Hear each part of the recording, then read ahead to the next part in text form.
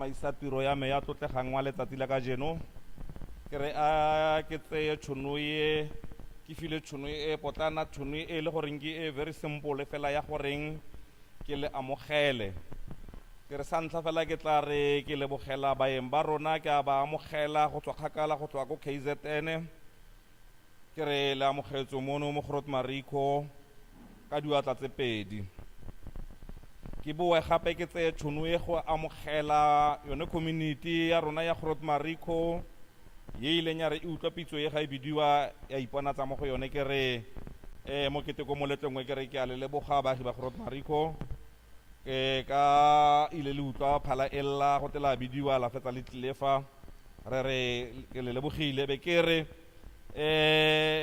le amogetswe ba lotlhe be le goreng ga ke a kgona go le bitsa le ba ile gore re na le bone ba tswa mo departmenteng tsa rona tse di farologaneng go tswa go bonga ka modiri molema go tsane go tswa mo nna mo masepaleng wa rona wa Mozirimilwa ke re le lona le amogetswe ke a tle ke utlwe babui ba Setswana nakong ga ba bua ba re dintšwa di golegilwe tse di leng teng ke tse le goreng ga di na meno ye le goreng ga o e bona se ka e tshaba se ka e tshoga ga ena meno ga e ka gore sepe ke le goreng le yone e tlile fa e tlilo keteka moletlo ya ka le yone e kry-ile taletso ya go tle go keteka letsatsi la ka jeko ke re a re sosologeng a re ketekeng ka boitumelo a re sosologeng a re ketekeng e nna gore re phuthologile re gopola ene molela kgololosego wa rona ene re Jacob Zuma o ile goreng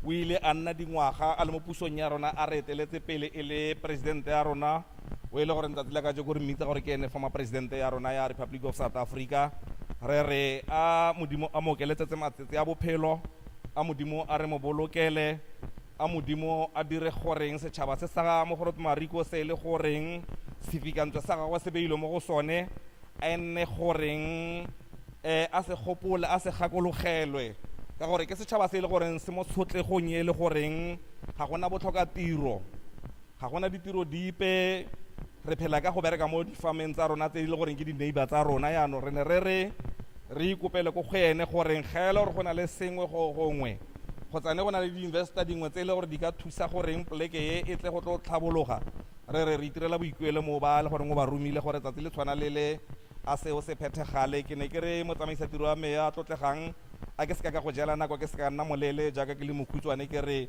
ka mantswe ao ke re ke le lebogile ba lotlhe ebile ke le amogetse ba lotlhe ke re a modimo a nne le rona a modimo a re rorise molemo o sa feleng a re bolokele bophelo jo bo sa feleng ke ema ka mabitso ao ke re ke a leboga motsamaisa tiro wa me wa tlotlegang. And can I ask the panel to come? Re a leboga councillor re a leboga thata fela mo go maswe ke e re ke tsena go e ke sa gatise se mo councillor a se buang ke amogele baeng ba rona botlhe ba leng teng ka kwano segolo bogolo jang lona baagi ba Grootmariko go nnile matsapanyana gore be re fitlha re le mo le leng teng mo gompieko ka lebaka la gore dingwaga di le pedi re leka re lwantsha go thankgolola gore sefikantswe se sa ga Rre Zuma sa ga mopresidente wa rona wa maloba sa mopresidente wa rona wa mokgatlho sa mopresidente wa rona o kileng a etella naga ko pele gore sebe se feleletsa gore le sone batho ba se tsea tsia re leboga thata bagolo botlhe ba ithaopileng ga e sa le go simola ka letsatsi la ka Mantaga go tlhagola le go netefatsa gore sefikantswe se a bonala ka re se fetsa dijara se sa bonale mme morago ga baagi ba Grootmariko ba fetsa go tla go tlhagola ba fetsa go tla go make sure gore letlapa la teng le a baakangwa ka leno le na le mo le kobogileng teng ba le mmapaganya gape gompieko ra ipela gore e ka re ga ra go tshuba one mokgwa wa rona wa go supa gore go na le tsholofelo e feletseng ya gore Reo Msholozi ga santsana mo botshelong bo ka kwano sefikantswe se tla tswela baagi botlhe ba Aforika Borwa bogolo jang baagi ba Grootmariko mosola yaanong ke leka gore ke tle ke tlhalose gore re fitlhile jang kwano bagolo pele ga re fa rra rona Nqamalala Msholozi gore a ba bua le rona re mo lebile fale ka namana ka tlhamallo a le ko Nkandla re mo theditse e le rona fela tota ba re tle be re tletse mo golong ye ka bontsintsi bo ba rona ba re tle be re mo lebeletse live mme lefatshe lotlhe le lone le tle be le streamile live ba ba tsweng di phone tsa bone tsa majabajaba kopana le reo mdu a le feng linki o tla khona go bona re ga re live mo YouTube re bua ka eng o tla bo khona go bona gore ha re le fa yana batho botlhe naga e yotlhe Afrika borwa lefatshe le lotlhe ba re lebeletse ha re o fopele ga ka o a jigisa yana o tlhagisitse wena ha pota ka fa o tlhagisitse bana o bona le ke batho ba le kwa America ra uka bagolo ya no o itshware sentle o ske wa tshega thata o ske wa tloga wa itebala ka gore re live gore se o se ra gore se o se dirang ka nako yo batho ba se bona a gore phagamiseng di flaga tsa rona mo moeng tsa ga re Msholozi ke a leboga re phagamisa gape mo moeng re Msholozi re a leboga bagolo re a leboga we are here to celebrate this giant we are here to celebrate what we call 10-9 re fano go tla go itumela re fano go tla go keteka dingwaga di le 10 le dingwaga tse dingwe di le 9 tsa botho tsa boetapele ba monna o e leng se gatlhamela masisi se ganka magareng ga diganka Msholozi ntate Ncamalala Zuma bagolo re fitlhile ya mo letsatsing la gompieko re tla gakologa re ke ka nako ya ga rre Zuma fa go ne go agiwa matlo a le 719 mo Groot Marico 719 matlo a agilwe mo Groot Marico ka nako ya ga rre Zuma re tla gakologela re ka nako ya ga rre Zuma go kile ga nna le gore go nne le metseletsele mentsi ya ditiro mo Ramotshiri Moilwa la gakologela go kile ga tente kileng ya fofa go gopane a kere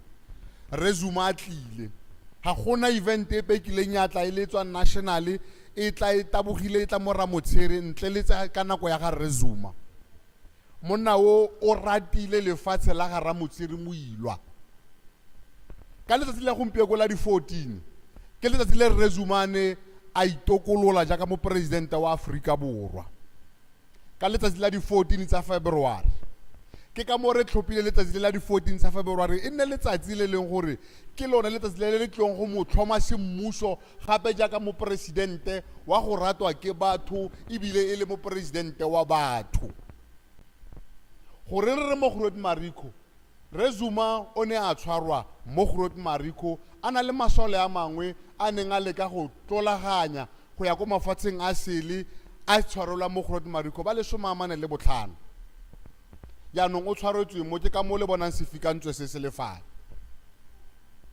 yaanong bagolo rare Groot Marico is very much blessed. Groot Marico is blessed to have such a giant, a colossal e leng gore during nako ya ntwa he saw it fit gore a tle go dirisa this route to try and run away from the apartheid regime. Unfortunately bane ba setse ba mmetse ba ba neng ba ithabare ke bo pudimatseba gore a khone a tshwarwe. The significance of this particular area ya Groot Marico towards this colossal ke gore rona jaaka batho we must invest our energies, we must try our level best to make sure that his heritage and the 45 others continue to live in the hearts of the people of South Africa, in particular Groot Marico.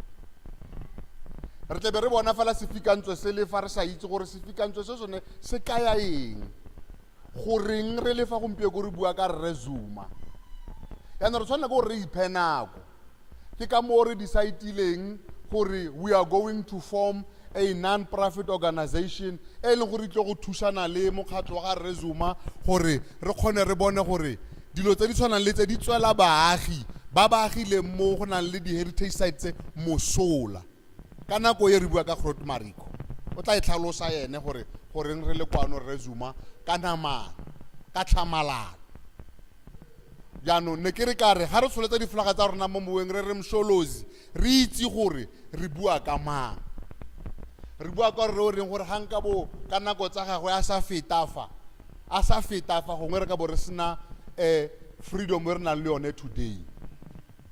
When he was arrested here in Mariko, it is because he wanted to go out and fight for our liberation. And they caught him. Asale munyane man. Anali dingwaga di le 21. Anali dingwaga di le 21. Nna lo ena ka 21 re se re le mo grooving, re se re groova, re kry-ile freedom. So bagolo ne ke re ka re ka mafoko a makhutshwane ao, let us celebrate Msholozi. Let us be proud of this heritage site.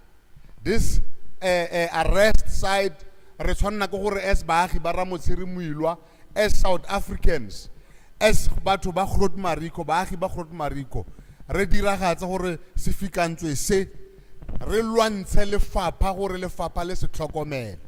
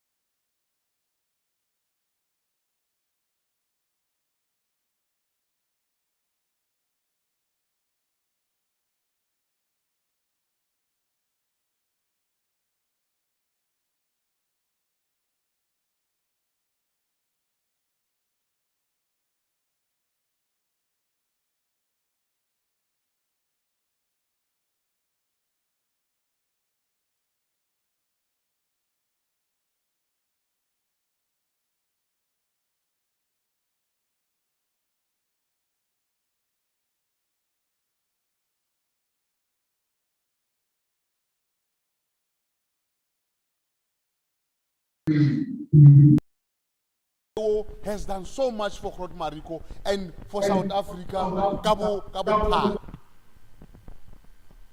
Ya nong gompieko ga ya go bua le rona re mothedi re kopa re mothetse ka gore o tla thankgolla lenane le gore le tla tswela baagi ba Mariko mosola. Ha re batlo re ka moso councilor e be la go bua ke motho ko strateng. Re batla le utlwiwe ke baagi ba Mariko. But today again is not only about celebrating Msholozi. It's about African tradition. Because in African tradition, we feast. Immediately after the president has addressed us, we will be going on a feast as Africans to celebrate the life and the years that Msholozi was there for us as African people. We have slaughtered an ox. Re dirile le motompoti, re bitsa la kere ba furusi. Re dirile le motompoti.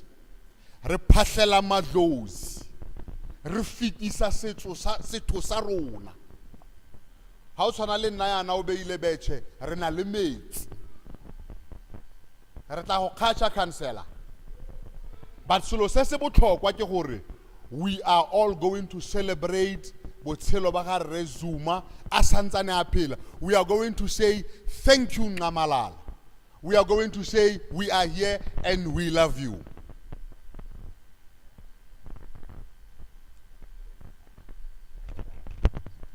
Yes.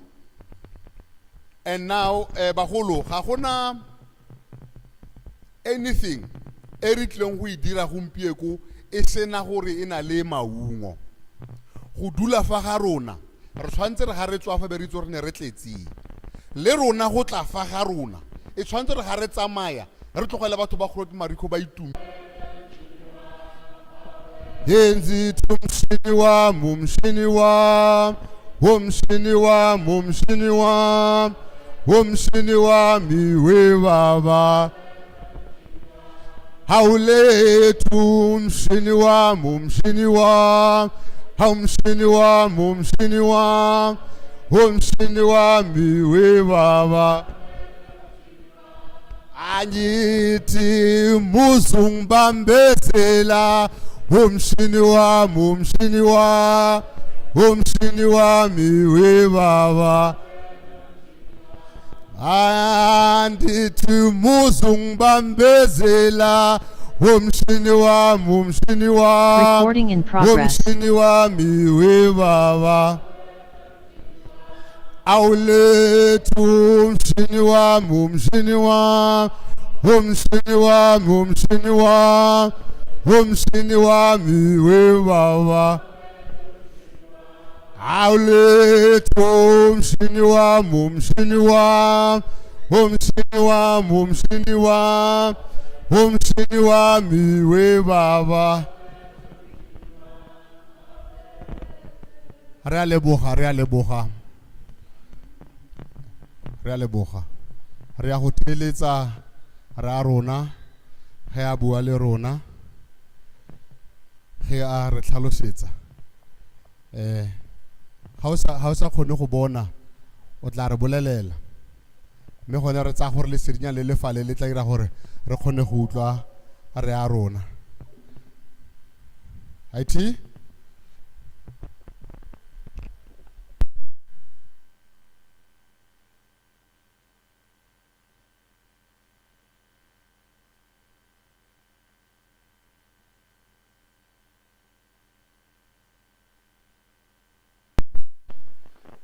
Ngamalala we Ngamalala Msholozi silapho baba bantwana bakho bala Yebo baba. ya abantwana bakho bala baba sithi vuma siyavumisa Ngamalala Yebo baba, nayi nathi siyabulisa ngala. Siyabingelela. bakhona la kata sicela ukhulume nabo enkosi Yebo. Dumelang bayeso.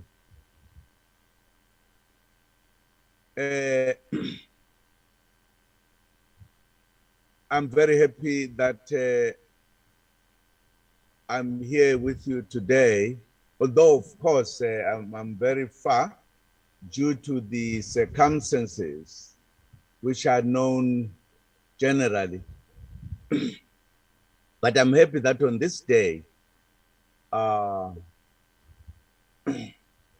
comrades and people who love freedom have thought it necessary that we should remember the day quite a number of us were arrested in Fort Marico on our way out of the country as ANC cadres who were then MK cadres at the time. It is indeed a very exciting moment to say something about that day which happened a number of decades ago. But of course it will be important that I start saying something about what led to us to be found there. As we all know, we were members of the African National Congress. The National Congress, African National Congress, was the organization that was established by South Africans as a way of responding to what had happened to our country. As you know, South Africa, like many other countries, had been colonized. And those who colonized us oppressed us nationally. And many things that happened in South Africa, the creation of about 4 republics, but also it led to the clash between those who had come in to colonize us. What was, or is normal, was then called the Anglo-Boer War, which we now called after freedom, the South African War, which led to the coming together of the 4 republics, and indeed established a union of South Africa, which then excluded the indigenous people, particularly the blacks, if you like, the African people. And that is what led to the leaders in our country coming from those who had become dispossessed of their land. The leaders, the traditional leaders, for an example, as well as the Christian leaders who had become present in our country, as well as the educated ones who had received education. Some of them were gone abroad to be educated, who were then saying, as leading individuals and leading people in our country, let us come together and indeed come together to discuss what others described as a calamity in the country, wherein the indigenous people were excluded from the real participation in the lives of our people. That led to the formation of the African National Congress in Bloemfontein, which then described what had happened in our country. We had been deprived of our rights, we've been deprived of our land, we were being made the people who were here in the country, but owning nothing. Us, as they put it at the time, were supposed to be the subjects, as they were called at times. And therefore the establishment of the African National Congress, on the broader senses that the black people in the country, the indigenous people, must come together to fight for their rights, to fight to be part of the administration of the country, of the ruling of the country, of the activities of this country, which we were deliberately deprived of. And I think it is important for us to understand that, because if we understand this part of our history, we will then understand why today we have a right to say our freedom, which we fought for so hard, has not succeeded to bring back what we identified at the time, that our rights were taken away. There were political rights, there were economic rights, there were every right we had. And therefore, that background, I think, is absolutely important for us to understand, so that we can then understand why we had to sacrifice everything in order to fight for our rights, to be part of the administration of the country, but also to be part of those who must vote and be voted for. The journey begins there. And of course, with time, the ANC that was articulating our problems and therefore articulating the way we should fight for our freedom was indeed an important development to address what others call the calamity that had been fallen to the indigenous people of this country. It is that journey that began to shape the way to fight for our freedom. And indeed, as we all know, the African National Congress began to organize and mobilize the people of this country to fight for their freedom and to articulate what was oppression, what was the national oppression, and what was the way to go. And this was done by those who had arrived in our country and therefore ended up colonizing us.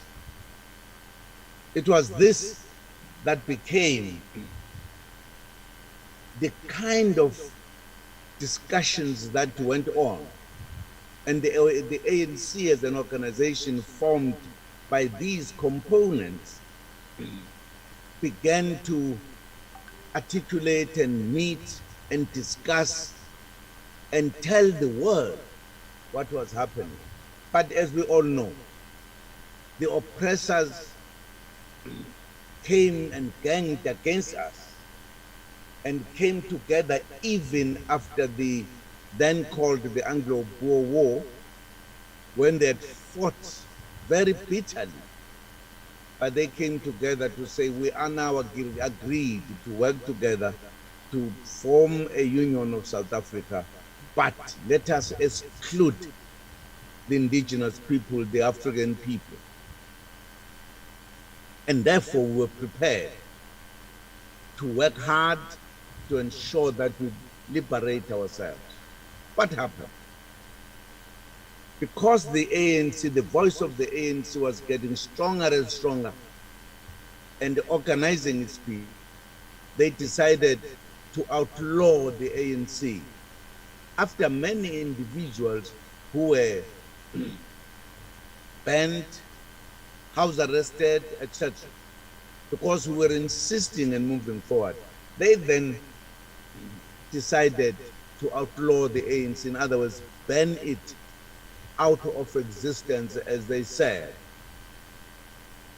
It was this action again, another important happening in the country, that led to the ANC establishing the military wing of the ANC. In other words, decided to operate underground and continue the struggle. It was that struggle, it was that decision that was taken by the ANC to establish Umkhonto weSizwe. After very serious discussions within the leadership and other political entities that existed in the country. As Chief Luthuli, who was the president of the ANC, then said, when the final decision to establish Umkhonto weSizwe, he made a kind of a statement to say that if your enemy, having taken everything from you, it pursues you and you run back to your own place, your own home, you are left with nothing but to fight back with the last weapon. And Chief Luthuli said, what you left with, what is left with you will be your spear. And you must go out with the spear and fight to do everything you can to ensure that you stop the enemy from overpowering you, killing you and your kids and everything. And you take your weapon, which was the biggest weapon in our history, the spear. Then he named that new organization. We are now taking our spear, and therefore the organization we are going to establish to take the struggle further and begin to deal with the enemy. We will call it Umkhonto Wesizwe. In other words, the establishment of this military wing of the ANC was named by Chief Lutuli, this new organization, as Umkhonto Wesizwe. We had then been recruited into Umkhonto Wesizwe as young people at that time. And it was this organization that was going to move. What is important about it is that the ANC felt that if people continued, for an example, embarking on the armed struggle as ANC members, all those who had been known would certainly be arrested. And therefore, you had to establish this secret organization called Umkhonto Wesizwe, which announced itself in December 1961 as an organization that had been born and put itself at the disposal of the African National Congress. Of course, it was the African National Congress, the kind of people who formed it, but not to say we are members of the ANC, but members of MK, who were therefore not to be known and operate underground, were part, therefore, of this organization that recruited us and took the decision to therefore train those who were its members so that they were enabled to fight at a level that was higher than just talking,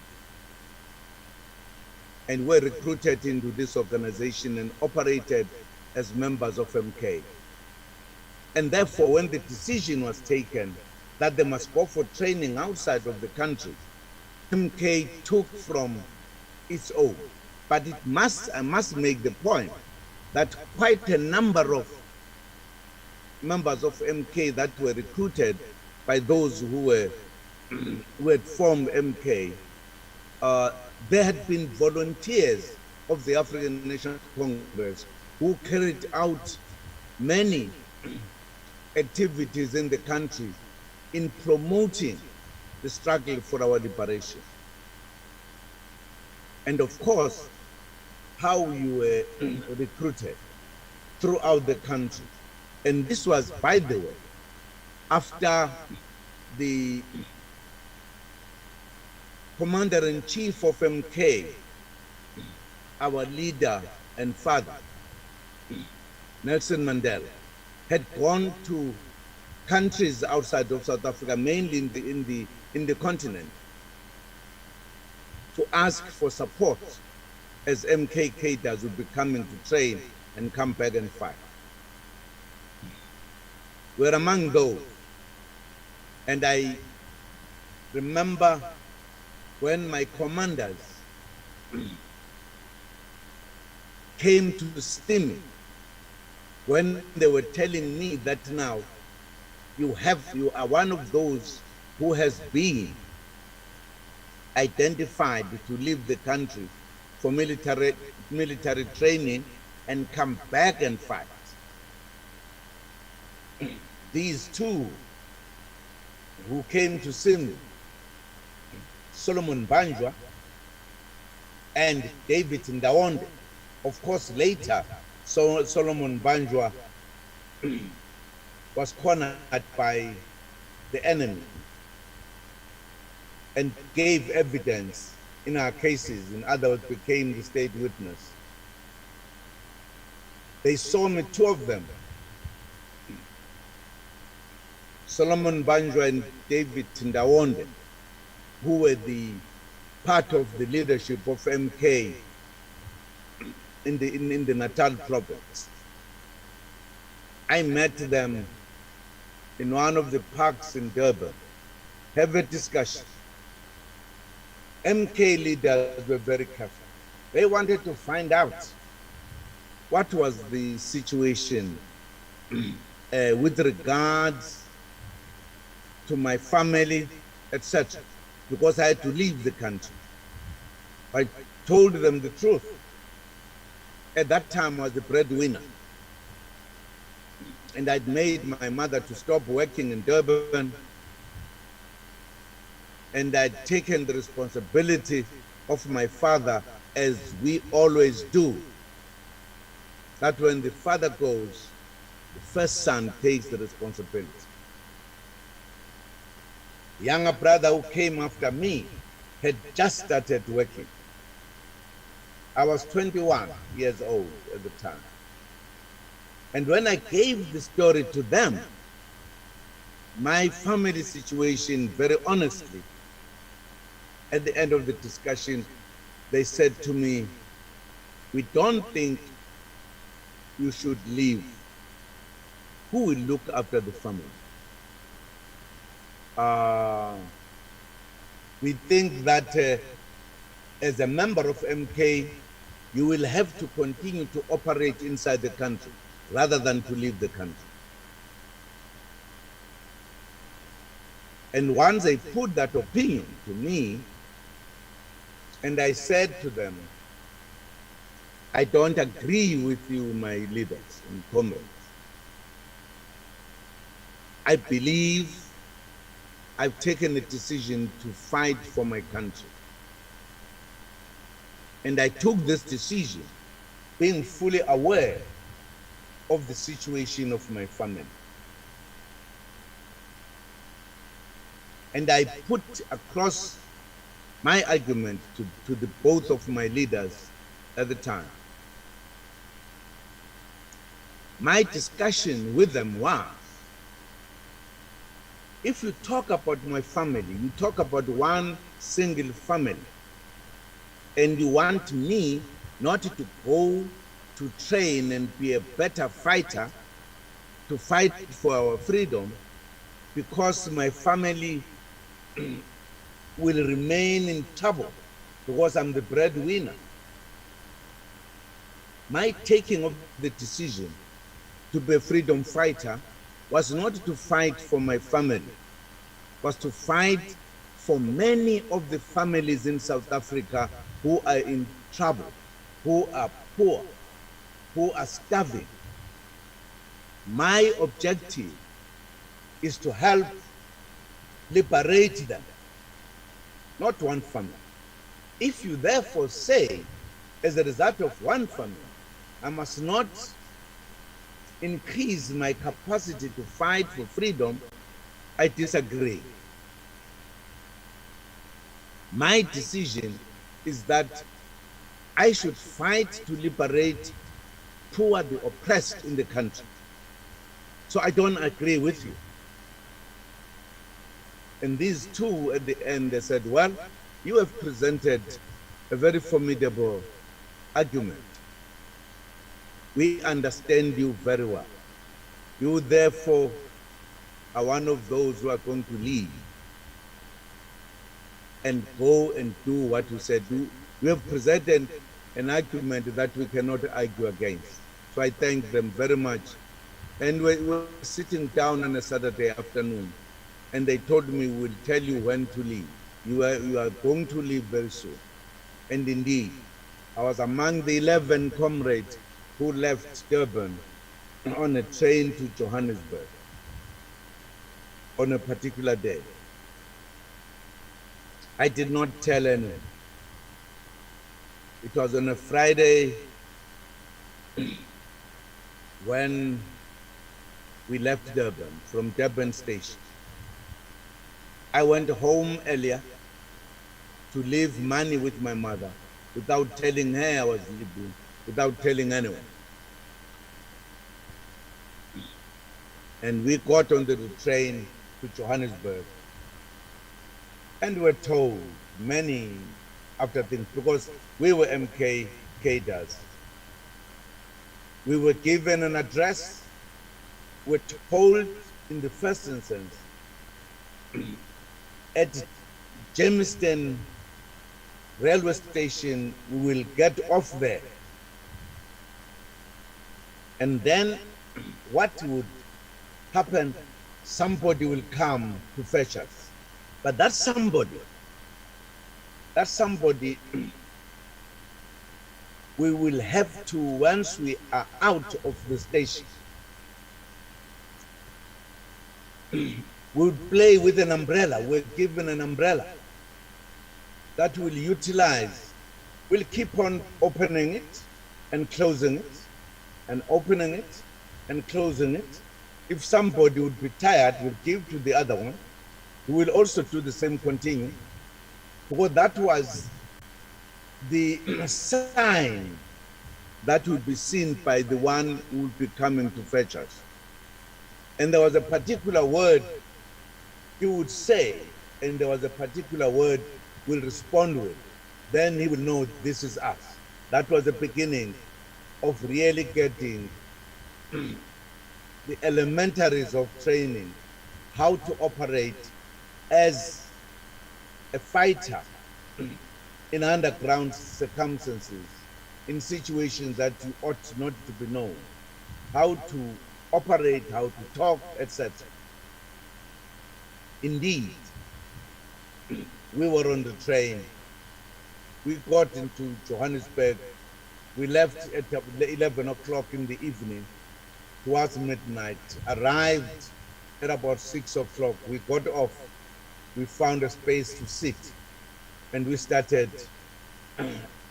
playing around with the umbrella. Of course, we sat strategically at the station, and we're waiting and waiting and waiting. No one came to us lunchtime until late afternoon. Whenever we saw a person walking around, we'll be moving this umbrella.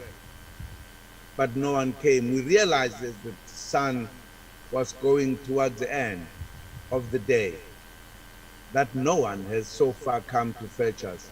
And our commanders then produced an address, which was an address to Orlando, part of Soweto, and an address where they would come to say, here we are, and make the contact, which was a fallback thing. And indeed they left. We remained there. Only in the evening, I think at around about 7 o'clock or so, did those who were to fetch us come, after they had been informed that we were in the station. In other words, the umbrella did not work, but the address worked. We're then taken to a part of Soweto. I think it was Mde, where we were put in a house which had no one. The owner was a comrade we saw there for the first time, who came to tell us where we are, blah, blah, blah.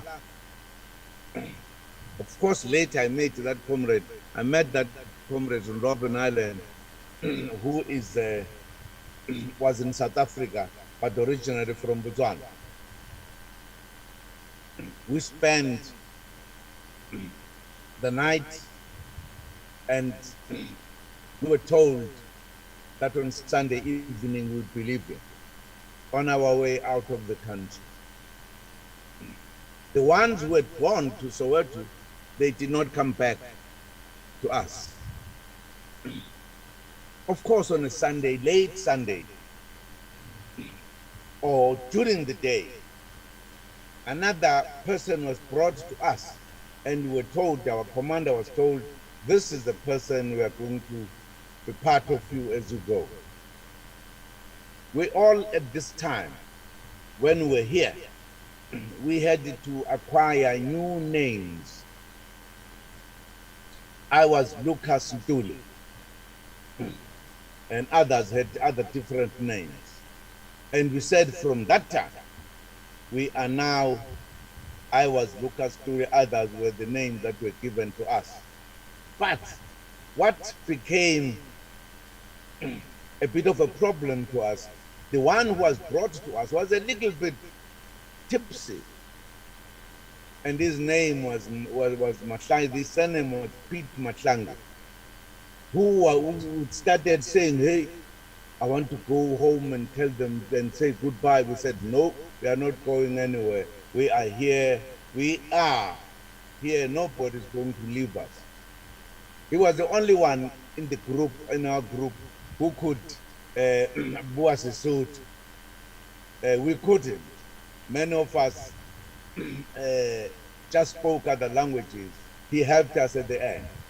Later, or early evening, we were picked up by the Kumbis. I think there are about 4 Kumbis. There was one private car which was driven by our commander, a comrade we loved so much, Levi Bata from Everton, who was the commander who took over from Joe Modise when Modise left the country. And later I got to know that this particular comrade had been identified by our wonderful leader and our father, Walter Sisulu, who was very keen and very part of the work that was being done by MK, who was an old ANC leader. And we were on the way. And our driver, who was a young colored fellow, somewhere along the road, he either thought he was taking a shortcut away from the main road, or he got lost. We were driving and driving and driving. We were not arriving at the destination. And at some point, early hours of the morning, he said, look, I've lost. I am lost. We are lost. And we knew we were supposed to arrive at the final destination at night, and we would be crossing into Botswana at night. It was now becoming the daylight. And this young man said, look, we're supposed to reach the place, and go back to Johannesburg after leaving you guys. It's dangerous to go now. Let us go back. And perhaps you will try some other time. We wanted to eat him alive because we were ready to go. Ours was to our destination, to get trained and come back and fight. So if he says we must now come back from the place which you don't know where we were, back to Johannesburg, we did not accept that. We said, we are moving. You drive. It's now during the day. You know the route. Connect the main way, the main road. Let us go. He then said, look, I'm running out of petrol. We said, we will put petrol. We put together our little changes in our pockets and got to a police station, to a petrol station for him to put petrol. He did. But he was reluctant that we move forward. And indeed, we drove. We drove and drove and drove. At some point at about 11 o'clock or so, as we were on the road, 2 vans approached us. We were already on the road towards Zeerust. We were at a place which was called Krotmariko. And one van dashed in and stopped our Kumbi, and one other van blocked from behind. And the police came down and said, yes, where we are going? We said, no, we are going somewhere. And they suspected us. And they took us from the van, put us in one of, from the Kumbi, put us in one of the vans, police vans. A policeman was brought in to be with us. they drove from Mariko to Zira's police station. As we're driving, this policeman was speaking in Sesotho. We could not hear, except Pete Matlangu, who heard. He was saying, but you guys, where are you going? We are just from Pretoria. We took a big group here. We arrested some 3 Kumbis at night. We've just gone to drop them in Pretoria. Where are you going? And then Pete indeed told us, said, hey, other fellows have been arrested. So for the first time we heard that the rest of our group have been arrested. We were shocked. Of course, we were driven to the police station in Zira. We were put in the garage, open garage, and we were guarded. And we were taken one by one to be interrogated, to be asked, where are you going? Of course, there are more details on that issue. We were hungry. When we left Johannesburg, one of our comrades, Judson Kuzwai, said, look, let us carry the bread for our provision along the road. And we said, no, we can't carry this thing. So he carried this loaf. I can tell you, 3 o'clock, 4 o'clock, towards the end of the day, we were hungry. We were looking at his bread. And he was holding it, not talking. And he kept on saying, I said, let us carry bread, you guys, you did not. In any way, it was absolutely important that we all eat that bread. And it sounded so nice, like a cake. We slept at Zira's. We then said, they didn't seem to be so strict. In the morning, let us escape. Botswana is no longer very far. And indeed, in the morning, we had, of course, I must tell the story, we were taken one by one to be interrogated because we had not formed a unified story. We were saying all different things. Somebody would say, look, I'm going to buy my cattle. And somebody say, no, we are a club, we are a football, we are going to play. Somebody say, I'm going to my uncle's place. So it had not been properly coordinated that we gave the same story. And of course, the following day, when we woke up, we thought we'll run in different directions. But it could not happen because the police were already aware who we were. They formed a corridor from the door to the van. And when we got out, we realized we couldn't run. But there was one of the bravest comrades I've ever come across, Riot Mkwanas, comrade of mine, who was like a brother to me. He was very brave. He went through a very close formation made by the police. And they closed on us. And they caught him as he was getting to the gate and brought him back to the van and were taken to Pretoria. This is how we were captured. And my recollection, I think we're about 52 all in all, including our commander, Comrade Mbata. And in Pretoria, of course, we were put under 90 days detention. And therefore were dealt with in Pretoria. There are many details to that effect. But what I think is important is that that's how the Mariko capture point came about. It were us, MK soldiers, who were on our way to countries we did not know to train as soldiers of MK, that the period would spend outside would be about 6 months and more, depending how we'd be deployed back into the country. We're supposed to come back. We left as young men without anyone knowing who we were as we were leaving the country.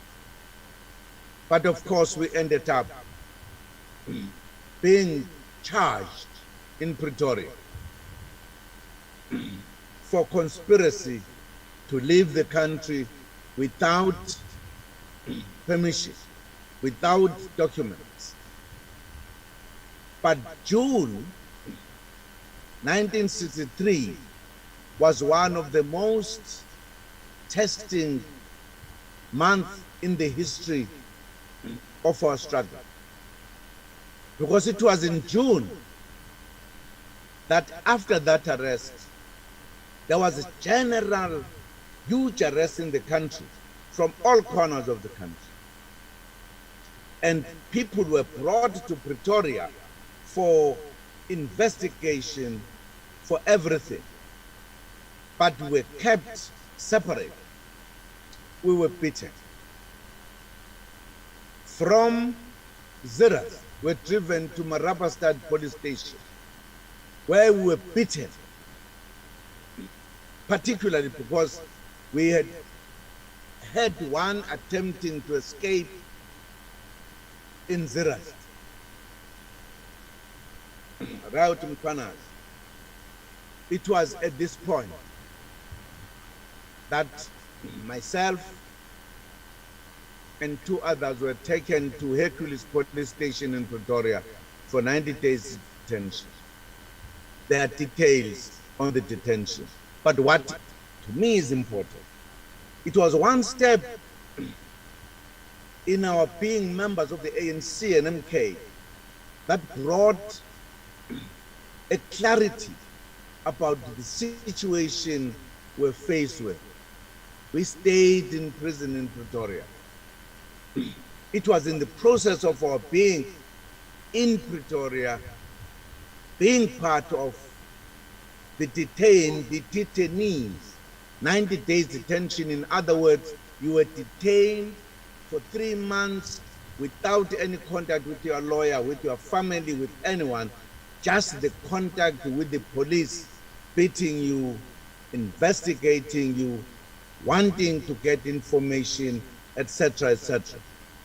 And it was during that time that one of our comrades in Pretoria, our leader from Cape Town, Solwan, Ngudle Solwan, who was killed through the torture. And it was during that time that indeed we were being strengthened to fight for our freedom. And of course, it was during that time as well, whilst we were in prison in Pretoria, that the Rivonia trialists were arrested and charged for a long time. We were then taken to Leopold police station. Because the Rivonia trialists were arrested, they had to go to the High Court in Pretoria.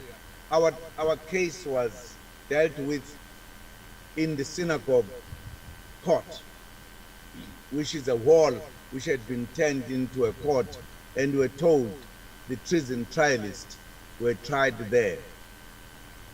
We went to Robben Island. And I must tell you, going to Robben Island strengthened us even more. We were freedom fighters, ready to fight, ready to do anything that the ANC said we must do. In fact, when the judge said 10 years to some of us, we were murmuring at the end. You said he will do it himself, not us. Because we were very confident that the time has come for us to liberate South Africa. We took it as an honor that we're able to sacrifice on behalf of our people. But in other words, we're ready to fight. If death comes, we will be ready to die. Of course, we went to Robben Island. It is another story of Robben Island, because we turned Robben Island into a university. Those who came to Robben Island, we worked hard using our leaders to teach us more politics and more, and scientific politics, and the real politics, not Fanagalo politics. Indeed, Robben Island is in itself a long story. But we went to Robben Island, which had been declared by the then apartheid Prime Minister, John Foster, as a place to deal with the terrorists. We were called terrorists. That's where we spend our time. But we were so determined, that by the time we left Robben Island, many of us, we were more eager to continue the struggle. When we were released, we went underground. And I must say, as we left Robben Island, we had made an analysis in the main section where we were about the struggle, because we finished 10 years. Whilst we thought we won't finish 10 years in prison, we did. We had communication with the leadership, where our leader, Nelson Mandela, Walter Sisulu, Govan Mbeki, all of them were. They had said, it is clear, comrades, that you who are leaving Robben Island now are going to continue the struggle. You have understood the pain of oppression. And indeed, that is why when we came outside, we wasted no time. We re-established underground structures. I was appointed the secretary of the underground structure in the province of KwaZulu-Natal.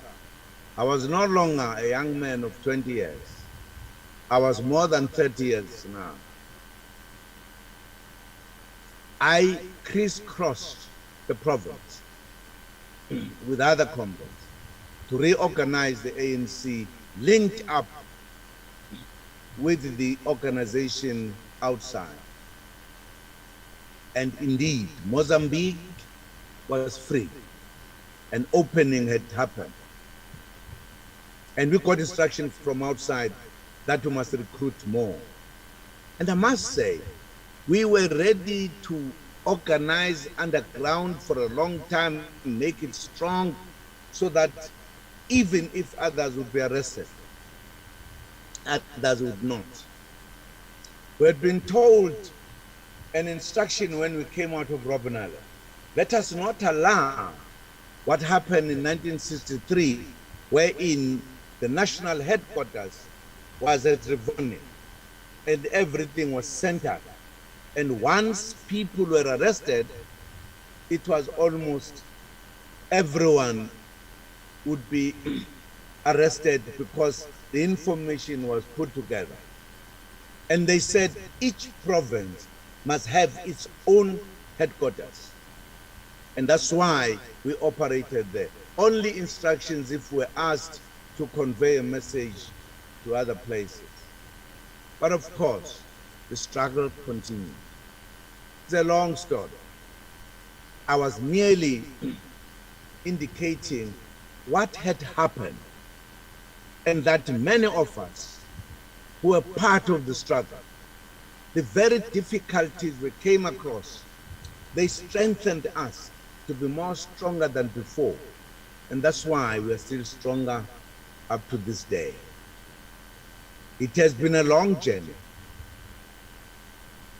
It has been a long journey. But I would like to thank the comrades who have, firstly, the comrades as well as the Northwest government that thought it important to create this capture point in Grootmariko, which is to us a historic place. I would be happy one day that the Grootmariko could succeed to collect the names of those who were arrested there. Whatever they became, wherever they are, whatever became their end, many of them succeeded to see freedom. And indeed, this to me presents the possibility for us to talk about the history of our struggle, where we come from. We must never forget where we come from. It also presents the opportunity to talk about other countries that play a very important role. You will recall that at that time, Botswana was the only country that could give us access to outside world. Some people in the process went to Lesotho, but you will know Lesotho is in the intestine of South Africa. And therefore, if you are in Lesotho, which was another country, it was difficult to leave Lesotho because we'll have to go through South Africa. Swaziland was landlocked. Mozambique was under colonization of the Portuguese. Zimbabwe was still Rhodesia. So it was a difficult task. And I would like to thank those along the way who played a role to ensure that the growth of MK was indeed realized. Hence, you heard of the battles that took place in Rhodesia when the trained MK were already coming back, fighting together with ZAPO comrades. Comrades, the freedom we had did not come easily. Many lost their lives, many sacrificed many things. I think the Grootmariko serves as a symbol to remind generations to come that freedom was fought by many of our countries, of our country cadres, of MK, of leaders of our country. I would like to thank the NGO that is organizing this. This is what we need to do as South Africans in different places. There are heroes all over our country. It needs people in those areas to remember this. There is no nation that can fight and liberate itself and not have the history as to how liberation came about, so that we can respect our freedom. We can indeed bring about change and real freedom in our country. I would like to thank you very much for the opportunity, and I'm sure we'll have more time to talk about this. Today, I thought I should talk about how it led to Grootmariko become a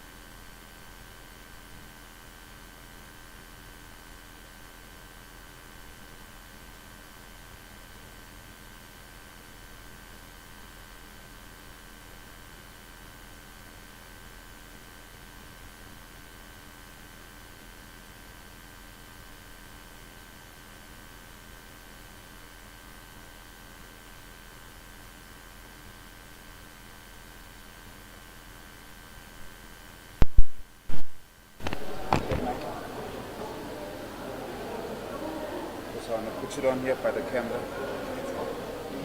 John? Okay. Cameraman, tell him to switch on his side. Switch on? Yeah, he must switch on also. He's in front. Yes.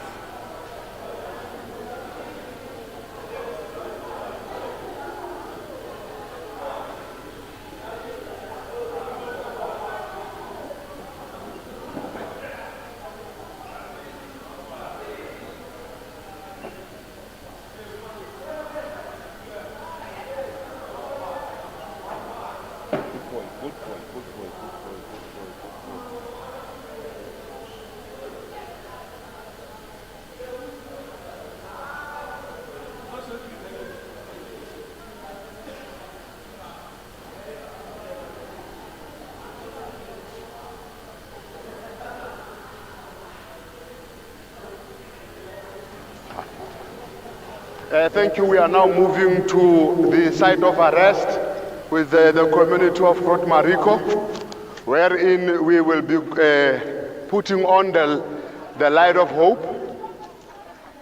We will firstly take a tour to the site of arrest itself so that the international community and South Africans at large would be able to know where the site of arrest is at. As you all members of community are here, they will form a guard of honor wherein they will be part of the light of hope that will be carried on to Nkandla from tomorrow. And this is in respect of the 9 years of Ungamalala as the leader of society and as the president of South Africa. In all the times we will note that we have Ubabu Jacob Zuma as a recruit, born in 1942 in Nkandla village and joined the African National Congress in 1985 at the age of 16 years. In 1963 he was recruited into the Communist Party by Moses Mabhida. At that time, the Natal, now KwaZulu-Natal, experienced various forms of political resistance from workers. This is then when he was still a recruit. And then there is a journey into exile. And after receiving a train ticket from ANC, Ungamalala Jacob Zuma left Durban to Johannesburg on the 8th of June in 1963. On the 9th of June, together with other young men, they left Johannesburg for Zeerust en route to Lubatse border with all intense purposes of going into exile to join Umkhonto weSizwe. Unfortunately, during the whole process, they were intercepted. And Umkhonto weSizwe military wing increased military activities, which resulted in being on the lookout. Most ANC and SAP leaders were under surveillance for belonging to the banned political organization. And then all this time comes the arrest. Aged 21, Ungamalala Jacob Zuma, traveling with other 45 recruits in 4 different kumbis, were intercepted. All were arrested together with Lombard Mbata, the driver of the Fort Sapphire combi, sent to Grot Marico and Zeerust police stations. There they were convicted and so forth. The Robben Island years, after being sentenced to 10 years in prison, on 12th of August 1963, they were all sent to Robben Island en route to Leeuwkop and Colesberg prison. Handcuffed and placed on leg irons, they were subjected to harsh and inhumane treatment. Without formal education, Ungamalala Jacob Zuma participated in formation of political study groups whilst in prison. And during all his tenure, he had his own MK operatives. Upon his release from Robben Island in 1973, he became instrumental in the underground Umkhonto weSizwe and ANC structures in KwaZulu-Natal. He went into prison and underwent military training course in the Soviet Union, ending up in ANC intelligence department around in the 1980s. After the unbanning of the ANC, he became a negotiator. Jacob Zuma, as trusted as it was in the movement, He became a key negotiator during the various talks between the ANC and the apartheid regime. Upon his return from exile, he led peace talks that ended the political violence in KwaZulu-Natal. And we were gifted with the most perfect, for example, perfect specimen of a president. He became the president of South Africa. And uNcamalala Jacob Zuma got elected as the ANC president in 2007 and the fourth South African president in 2009. Now, we have dedicated this site of arrest, and today as inaugurating him as the president of the people, as the lifetime president of the people, because of his liberation and his contribution to the freedom of the oppressed in South Africa. He officiated for the enrollment of HIV and AIDS ARVs. He made sure that a lot of people, kids, elderly, are alive today because of that particular program. For all that, we will always be grateful. The 10 years that we have served as a political leader and the 9 years that we have served as the president of the ANC will never go unnoticed and will always be forever remembered. That is why we proudly wear the 10-9 today in Groote Mariko and say, Ncamalala, long live Ncamalala, long live. Now we will go on the second program where we are going to light, where we are going to have the light of hope. The Youth League will be participating. The youth members of Groote Mariko will be participating in this program.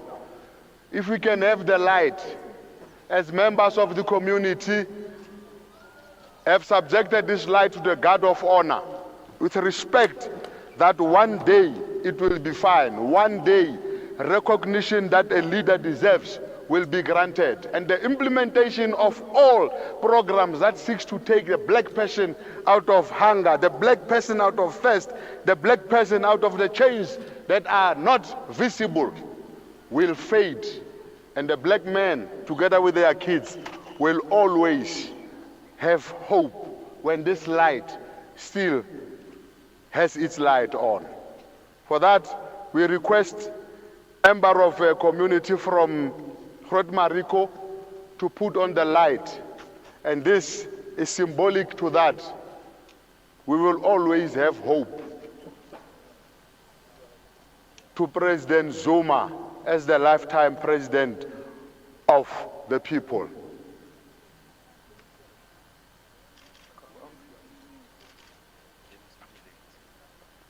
Mogolokwane bagolo.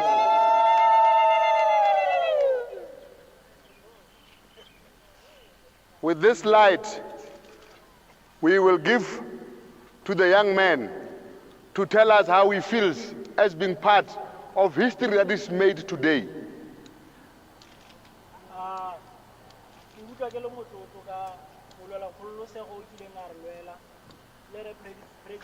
Ex-President Jacob Zuma. Ke ke le motlotlo ke mo ke leng teng ka ntlha gagwe. A ke itse nkene ke le kae ha ne se ka ene ka se sebaka. I thank you.